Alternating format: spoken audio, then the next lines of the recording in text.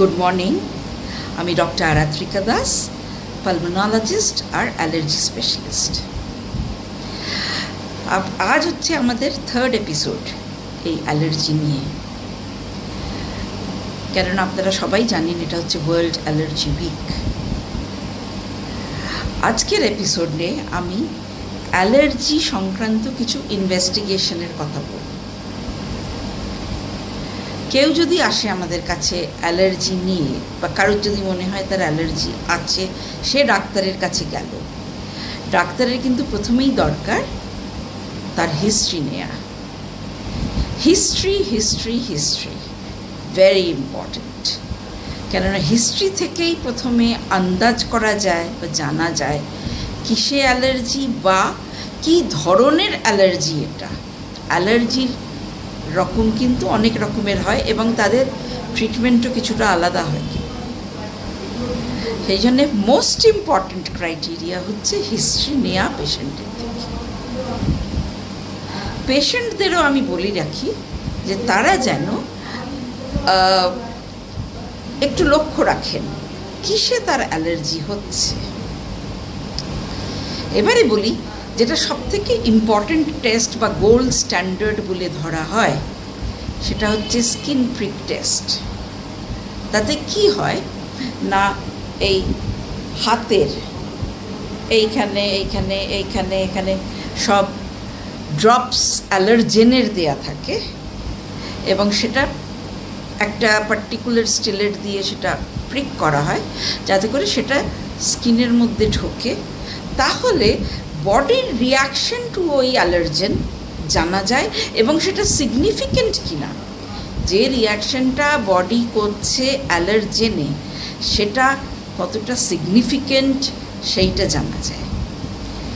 Skin prick test কিন্তু ভীষণ sensitive আর স্পেসিফিকও বটে। তবে মোস্ট ইম্পর্ট্যান্ট হচ্ছে স্কিন প্রিক টেস্টের ইন্টারপ্রিটেশন করা বা তার রেজাল্টটাকে বলা। যিনি স্কিন প্রিক টেস্ট করছেন উনি যেন পারফেক্টলি ট্রেন্ড হন। কেন না, আমার কাছে যেরকম অনেক পেশেন্ট আসে, তারা বেশিরভাগরা কি বলে, হ্যাঁ আমি তো স্কিনের টেস্ট করিয়েছি, আমাকে তো সব জিনিস বারণ করে দিয়েছে, খাবারের মধ্যে তো আমাকে প্রায় 14-15টা জিনিস বারণ করে দিয়েছে, তাহলে আমি কি খেয়ে থাকবো। এটা কিন্তু অ্যাকচুয়ালি ভুল, এটা হয় না। স্কিন প্রিক টেস্ট ঠিক মতন ইন্টারপ্রেট করলে হার্ডলি 2 থেকে 4টে মতন হয়তো জিনিস বাদ যেতে পারে। আর স্কিন প্রিক টেস্ট তখনও করা হয় যার অনেক দিন ট্রিটমেন্ট চলছে, যে তার সেই জিনিস যেটা আগে বারণ করা হয়েছিল তাতে অ্যালার্জিটা কমেছে কিনা দেখার জন্যে।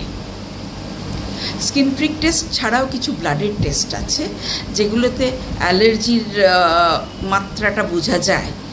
তার মধ্যে এখন রিসেন্ট যেটা আছে সেটা হচ্ছে বলা হয় CRD টেকনোলজিতে, বা ওটা হচ্ছে একটা molecular form of allergy test. ওটা খুবই অ্যাকিউরেট এবং ওটা all over the world accepted হয়।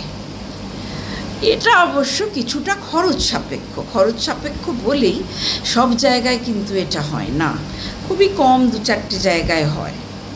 কিন্তু এইটা করলে এবং এটার সঙ্গে হিস্ট্রি কম্বাইন করলে অ্যালার্জির সম্বন্ধে ধারণা খুবই সুস্পষ্ট হয়। এটা ছাড়া আর এক রকমেরও টেস্ট আছে। এবারে অনেকের বলে যে আমার হয়তো বললো আমার ইলিশ মাছে অ্যালার্জি আছে, এবারে স্কিন প্রিক টেস্ট করা হলো, তাতে কিন্তু কিছু ধরা পড়লো না। হয়তো ব্লাড টেস্ট করা হলো, তাতেও কিছু ধরা পড়লো না।